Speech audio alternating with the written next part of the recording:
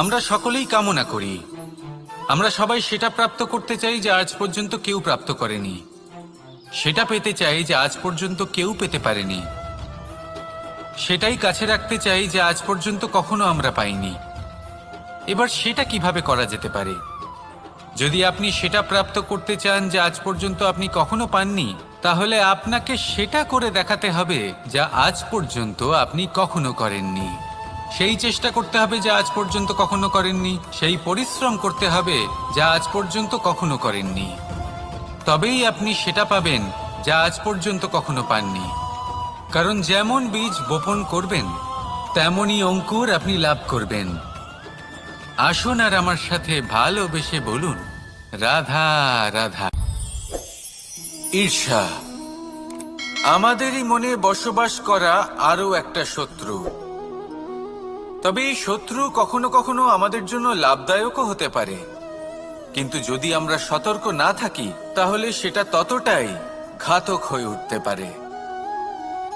যদি আপনার কোনো প্রতিদ্বন্দ্বী থেকে থাকে যে এগিয়ে চলেছে, তাকে দেখে আপনার মনে ঈর্ষা উৎপন্ন হয়, আর ঈর্ষাবশত আপনি নিরন্তর চেষ্টা করতে থাকেন, পরিশ্রম করতে থাকেন সামনে এগোনোর জন্য, তাহলে তার দ্বারা আপনার বিকাশই হবে।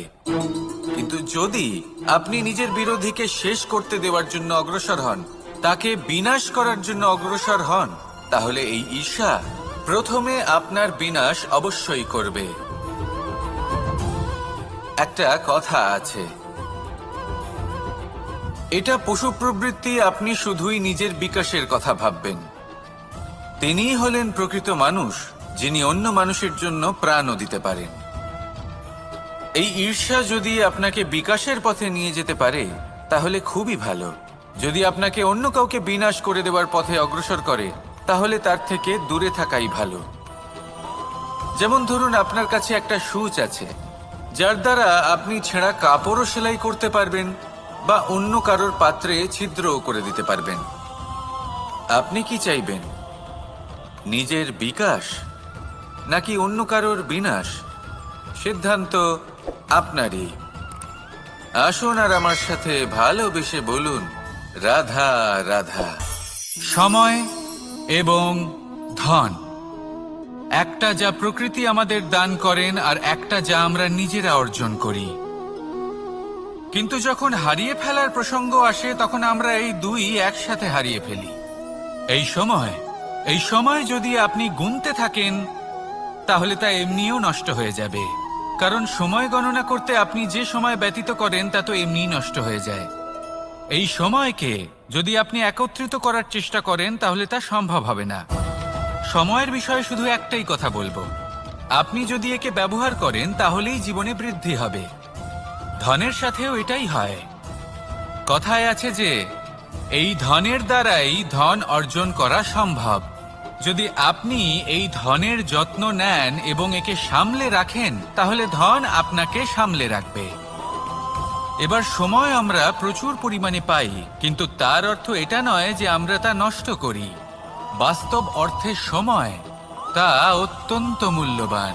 এর সদ্ব্যবহার করা যদি আপনি শিখে যান, তবে এই সময়ও আপনাকে অবশ্যই অতি মূল্যবান করে তুলবে। আসুন আর আমার সাথে ভালোবেসে বলুন, রাধা রাধা।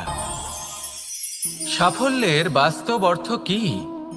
নিজের লক্ষ্যে দৃষ্টিবদ্ধ হয়ে থাকা, প্রতিদিন তার জন্য কর্ম করা, দৃঢ় নিষ্ঠার সাথে উত্থান পতনের সামনে এগোতে থাকা আর নিজের লক্ষ্য প্রাপ্ত করা, এটাই কি সাফল্য? যদি আপনার কোনো বস্তু লাভ করতে হয়, কোনো শক্তি লাভ করতে হয় বা কোনো স্থান লাভ করতে হয়, তাহলে তার জন্য এসব ঠিক আছে, কিন্তু বাস্তবে সাফল্য এটা নয়। আপনার কাছে থাকা কোনো বস্তু, শক্তি বা স্থান আপনি কিভাবে ব্যবহার করবেন তা আপনার উপর নির্ভরশীল। যদি তার সঠিক ব্যবহার আপনাকে করতে হয়, তাহলে উচিত সময় এবং উচিত স্থানে আপনাকে থাকতেই হবে। থাকা কোনো বস্তু, শক্তি বা স্থান আপনি কিভাবে ব্যবহার করবেন তা আপনার উপর নির্ভরশীল। যদি তার সঠিক ব্যবহার আপনাকে করতে হয়, তাহলে উচিত সময় এবং উচিত স্থানে আপনাকে থাকতেই হবে। একে নিয়তিও বলা হয়। এবার ধরুন, এমন কোনো গ্রন্থ আছে যা জ্ঞানের দ্বারা ভরপুর, এমন জ্ঞান যার দ্বারা জীবন বদলে দেওয়া সম্ভব। এবার এই গ্রন্থ যদি এমন কোনো ব্যক্তির হাতে পৌঁছয় যিনি নিরক্ষর, তিনি কি এই গ্রন্থের সদ্ব্যবহার করতে পারবেন? কখনোই নয়। সেই জ্ঞান দিয়ে নিজের আচরণ পাল্টাতে পারবেন? কখনোই নয়। সেরকমই ধরুন কোনো ব্যক্তি যার কাছে একটা অস্ত্র আছে, যার দ্বারা উনি শত্রুকে শেষ করে দিতে পারেন, কিন্তু সেই ব্যক্তি হলেন একজন কাপুরুষ। তিনি কি শত্রুকে শেষ করতে পারবেন? তিনি কি জয়লাভ করতে পারবেন? কখনোই নয়। আপনার কাছে কি আছে তার থেকেও বেশি গুরুত্বপূর্ণ আপনি তা দিয়ে কি করবেন। উচিত ব্যক্তির সাথে উচিত সময় উচিত স্থানে থাকা বেশি গুরুত্বপূর্ণ। নিজের গুণের সাথে, নিজের শক্তির সাথে, নিজের জ্ঞানের সাথে উচিত সময় উচিত স্থানে অন্যের যন্ত্রণাকে দূর করা, অন্যের জীবনকে আরো সুন্দর করে তোলা, এটাই হলো সাফল্য। তাহলে সাফল্যের বাস্তব অর্থ বুঝুন, অর্থাৎ নিজেকে আরো প্রসন্ন রাখুন। আর আমার সাথে ভালোবেসে বলুন, রাধা রাধা। আমার জীবনে পরিচয় হয়েছে অনেক ব্যক্তির সাথে, ভিন্ন ভিন্ন ধরনের মানুষ। এনাদের সাথে আলাপ হয়ে খুব ভালো লেগেছে, অনেক শিক্ষাও লাভ করেছি। আমি তাদের সাথেও আলাপ করেছি যারা অনেক উচ্চ স্তরে পৌঁছে গেছেন, আবার তাদের সাথেও যারা নিজেদের জীবনে বিশেষ কিছু করতে পারেননি। তাদের সাথেও পরিচয় হয়েছে যারা সফল, আবার তাদের সাথেও যারা অসফল। এবার এই সবই একই রকম মনে হয়। এদের মধ্যে পার্থক্য শুধুই মানসিকতার। যখনই কোনো অসফল ব্যক্তির সাথে পরিচয় হয়েছে, তখনই দেখেছি তাদের কাছে সবসময় একটা অজুহাত রয়েছে যে কেন তারা সফল হতে পারেননি। কখনো তারা দোষ দিয়ে থাকেন তাদের ভাগ্যকে, তাদের পরিস্থিতিকে, দোষারোপ করতে থাকেন তাদের মাতা পিতাকে, আত্মীয়দের, বন্ধু বান্ধবদের। কোনো না কোনো অজুহাত সবসময় এদের কাছে থাকে যে কেন তারা সফল হতে পারেননি। সেখানেই যখন সফল ব্যক্তির সাথে পরিচয় হয়, তাদের কাছে সবসময় একটা কারণ থাকে যে কিভাবে এই সমস্যাগুলির ঊর্ধ্বে উঠে সাফল্য লাভ করা যায়। আর সেই কারণ হলো যে যাই হয়ে যাক না কেন, সাফল্য লাভ করতেই হবে। যতই সংঘর্ষ করতে হোক না কেন, যতই সমস্যা আসুক না কেন, সফল আমাদের হতেই হবে। এটাই পার্থক্য মানসিকতার। সত্যি কথা বলতে, আপনার আজকের এই মানসিকতা হলো আপনার আগামী ভবিষ্যতের ইমারতের ভিত। এই মানসিকতা যতটা প্রবল হবে, যতটা শুভ হবে, আপনার ভবিষ্যৎ ততটাই বিশাল এবং সুন্দর হবে। তাহলে সমস্যার উপর নয়, সাফল্যের উপর মনোযোগ কেন্দ্রীভূত করুন, জীবনে এগোতে থাকুন, আর আমার সাথে ভালোবেসে বলুন, রাধা রাধা। প্রত্যেক প্রাণী ভালোভাবে জীবন যাপন করতে চান, এটা তাদের স্বভাবে আছে এবং ভাবাটা অনুচিত নয়। কিন্তু একটা ভালো জীবনের গুরুত্বপূর্ণ অংশ কোনটা? বসবাসের স্থান। সেই স্থান যেখানে আমরা জীবন অতিবাহিত করি। এবার মানুষ ভাবতে পারেন যে একটা ভালো বাসস্থানের অর্থ কি? সেই স্থান যেখানে সহজে জল পাওয়া যায়, যেখানে শুদ্ধ বায়ু পাওয়া যায়, যেখানে আনাজ উৎপন্ন হয়। এটা জীবনযাপনের জন্য পর্যাপ্ত বটে, কিন্তু ভালো জীবনযাপনের জন্য আরও একটা কথা আপনাকে বুঝতে হবে। সাধু, জ্ঞানী, পণ্ডিত ব্যক্তি, এই সকল মহাপুরুষ, এনাদের যে বাসস্থান তা অত্যন্ত বিশেষ হয়। এখানে এক ধরনের বিশেষ ইতিবাচক শক্তি থাকে, এমন একটা স্থান যেখানে দেবতারাও বিচরণ করেন। জীবন আমরা সবাই যাপন করি, কিন্তু জীবনের উদ্দেশ্য শুধুমাত্র জীবন যাপন করা নয়। জীবনের উদ্দেশ্য হল মুক্তি লাভ করা। আর এই সকল সাধু, জ্ঞানী, পণ্ডিত ব্যক্তি, এই সকল মহাপুরুষ আপনাকে মুক্তির পথে নিয়ে যেতে পারেন। কারণ এরা হলেন সেই মহাপুরুষ যারা নিজেদের অন্তরের বিকার, অহংকার, ক্রোধ, বিদ্বেষ, এই সকল দোষগুলিকে ত্যাগ করেছেন, এদের উপর বিজয় লাভ করেছেন। এমনই একজন ব্যক্তি আপনাকে মুক্তির পথে নিয়ে যেতে পারে। প্রয়োজন হলো শুধুই এনাদের চিনতে পারা, এদের কথা বুঝতে পারা এবং এদের দেখানো পথে চলা। যদি আপনি এটা করতে পারেন, তাহলে এই মন প্রফুল্ল হয়ে বলবে, রাধা রাধা। এই সংসারে সবথেকে বেশি মূল্যবান কি হতে পারে? সময়। সমগ্র পৃথিবীর সমগ্র সম্পত্তি ব্যবহার করেও সময়ের একটা মুহূর্ত লাভ করা যায় না, এতটাই বেশি মূল্যবান। আর এই সময়কেই আপনি হেলায় নষ্ট করতে থাকেন। এর সদ্ব্যবহার করেন না, নিজের স্বপ্ন পূরণ করেন না, আর যখন এই সময় পার হয়ে যায় তখন মনে হয় আর তো সময় অবশিষ্ট নেই। এটা হলো অনুচিত। তাই এই সময়ের সদ্ব্যবহার করুন, শ্রেষ্ঠ কর্ম করুন, সেই সকল কর্ম করুন যা আপনি করতে চান, সেই সকল স্বপ্ন পূরণ করুন। এই সময় ব্যর্থ হতে দেবেন না। এই সময় কারোর জন্য থেমে থাকে না। আর একবার এই সময় পার হয়ে গেলে আর আপনি তার সদ্ব্যবহার না করলে এই সময়ই এসে আপনার বিনাশ ঘটাবে।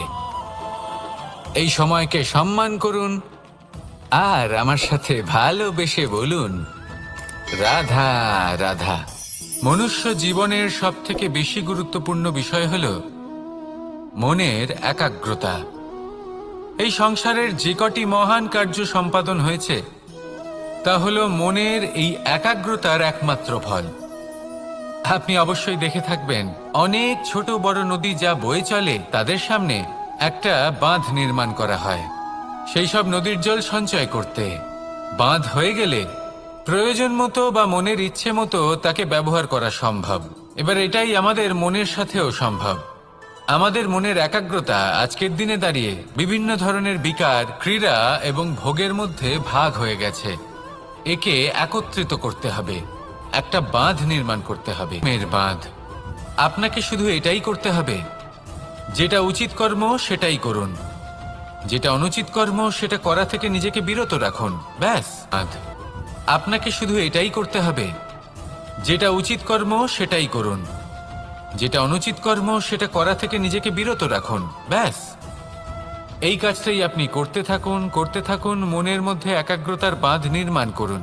আর একবার যদি তা নির্মাণ হয়ে যায় তাহলে যখন চাইবেন, যেখানে চাইবেন, যতটা চাইবেন একাগ্রতা প্রয়োগ করতে পারবেন। আর একবার যদি আপনি এটা শিখে যান তাহলে এই সংসারকে বদলে ফেলার মতো কাজ আপনি করতে পারবেন, সমাজকে শোধরাবার মতো কাজ করতে পারবেন। তাহলে এই মনকে একাগ্র করুন আর আমার সাথে ভালোবেসে বলুন, রাধা রাধা। সূর্য হলেন আমার অত্যন্ত প্রিয়। প্রতিদিন আমাকে নতুন শিক্ষা দিতে থাকেন। একবার সূর্যকে দেখুন। 4 প্রহর পর্যন্ত উনি অন্ধকার সহ্য করেন, তারপর আস্তে আস্তে উদিত হন। প্রথমে লাল, তারপর গেরুয়া, তারপর শ্বেত বর্ণ ধারণ করেন। আস্তে আস্তে আকাশে উদিত হন আর তারপর সমস্ত সংসারে প্রকাশমান হয়ে উঠবেন। এ হলো সূর্যের তপস্যা, তার ধৈর্য, তার প্রতীক্ষা, তার পরিশ্রম, যার ফলে উনি সংসারে সর্বোচ্চ স্থান অধিকার করেছেন। যদি আপনিও এই সংসারে সূর্যের মতোই মহান হয়ে উঠতে চান, সূর্যের মতো এই সংসারে সর্বোচ্চ স্থান অধিকার করতে চান, তাহলে আপনাকে সূর্যের মতোই তপস্যা করতে হবে, প্রতীক্ষা করতে হবে, ধৈর্য ধরতে হবে, পরিশ্রম করতে হবে। তবেই এই সংসারে আপনি সম্মান লাভ করবেন, যশ লাভ করবেন। আসুন আমার সাথে ভালোবেসে বলুন, রাধা রাধা। একটা শব্দ আছে, পরিস্থিতি। অনেক মানুষের মুখে আমরা এই শব্দ শুনি। জীবনে যখন অসফল হই, দুঃখ আসে, সংকট আসে, কোনো বিপদ ঘনিয়ে আসে, তখন সমস্ত দোষ আমরা পরিস্থিতির ওপর চাপিয়ে দিই। আর দেখতে গেলে কোথাও না কোথাও ঠিকই করি। এই পরিস্থিতি প্রত্যেক দিনের মতো পাল্টাতে থাকে, কিন্তু এই দিন, এই রাত, এমন কেউ আছেন যিনি এর ওপরেও নিয়ন্ত্রণ সাধন করেন, আর তিনি হলেন সূর্য। ঠিক সেই রকমই আমাদের জীবনেও সূর্য হলো এই মন। যদি এই মনের উপর আমরা নিয়ন্ত্রণ করতে পারি তাহলে আমরা জীবনকেও নিয়ন্ত্রণ করতে পারবো। প্রথমে এই মনের রাজা হয়ে উঠতে হবে। তাই মনে রাখবেন, যদি মন দুর্বল হয় তাহলে পরিস্থিতি আমাদের সমস্যা বলে মনে হবে। এই মন যদি স্থির হয়, পরিস্থিতি প্রতিস্পর্ধা বলে মনে হবে। আর এই মন যদি শক্তিশালী হয়ে ওঠে তাহলে যে কোনো পরিস্থিতি আপনার কাছে একটা সুযোগ মাত্র, এমন এক সুযোগ যাতে অগ্রসর হয়ে আপনি মহান হয়ে উঠতে পারেন। এই মনের শক্তির বৃদ্ধি ঘটান, মহান হয়ে উঠুন আর আমার সাথে ভালোবেসে বলুন, রাধা রাধা। এই সংসারের একটা নিয়ম আছে, বা বলতে পারেন লোকে তাই বলে, যে শক্তিশালী হয় সে শক্তিহীনকে নত করে দেয়। এমনটাই হয়, তাই না? আবশ্যক নয়। কখনো কখনো এমনও হয় একজন অসমর্থ ব্যক্তি সমর্থ ব্যক্তিকে নত করে দেন। এটা সম্ভব, এও হতে পারে। আর এটা তখন হতে পারে যখন তার মধ্যে ভালোবাসার শক্তি থাকে। ভালোবাসার শক্তি এই সংসারে সবথেকে বড় শক্তি হয়। এই ভালোবাসার শক্তি দ্বারাই নির্ধন সুদামা আমাকে দিয়ে নিজের পা ধুইয়ে নিল, কিছু না বলেই, কিছু না চেয়েই। এই কর্মের আধার ছিল শুধুমাত্র ভালোবাসা। খুব শক্তিশালী হয় এই ভালোবাসা। ভালোবাসার শক্তি দ্বারাই আপনি হিমালয় পর্বতকে নত করতে পারেন, তাহলে কি অসম্ভব হতে পারে? এই ভালোবাসার শক্তির সঞ্চার করুন, আর এই ভালোবাসার সাথেই বলুন, রাধা রাধা। মানুষ নিজের জীবনে অনেক বস্তু, অনেক ব্যক্তিকে অনাদর করে থাকে, ভাবে যে ওর কোনো মূল্যই নেই, এটা তো কোনো কাজেই লাগবে না। এবার ভাবুন যে আপনি কোনো পথে হাঁটছেন আর আপনার পায়ে একটা কাঁটা ফুটে গেল। তখন আপনি যাই করুন না কেন, তলোয়ার দিয়ে আপনি সেই কাঁটা বের করতে পারবেন না। তার জন্য আপনার দরকার পড়বে একটি সূচের।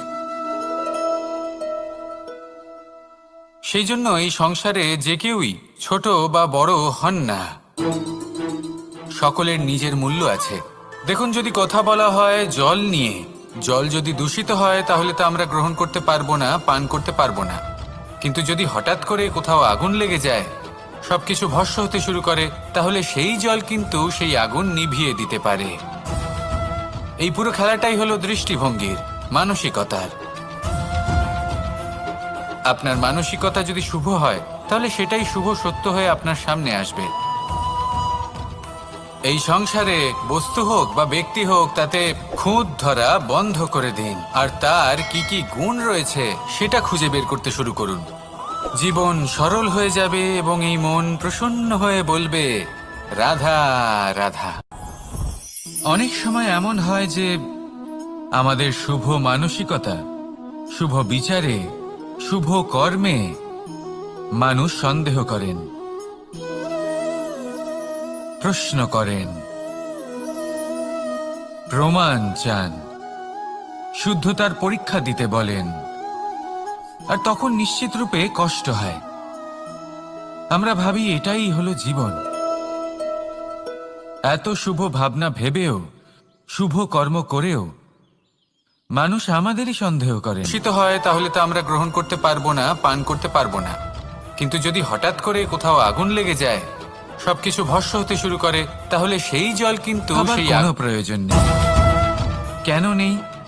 কারণ যদি কেউ আপনাকে সন্দেহ করে, করতে দিন। সংসারে কি হয় তা দেখুন। এই সংসারে সোনার শুদ্ধতাকেই পরখ করা হয়, কয়লার কটুতাকে নয়। আপনি হলেন স্বর্ণ, তাই আপনার শুদ্ধতা অবশ্যই পরখ করা হবে। সেটা তো হবেই হবে। আপনি নিজেকে দুঃখী করবেন না। আপনার কর্ম শুধু একটাই, স্বর্ণর মতো উজ্জ্বল থাকা। এই সংসার আপনার ভাবনা, চিন্তা, কর্ম এবং শুদ্ধতার প্রমাণ পেতেই থাকবে। তাই আসুন আর আমার সাথে ভালোবেসে বলুন, রাধা রাধা।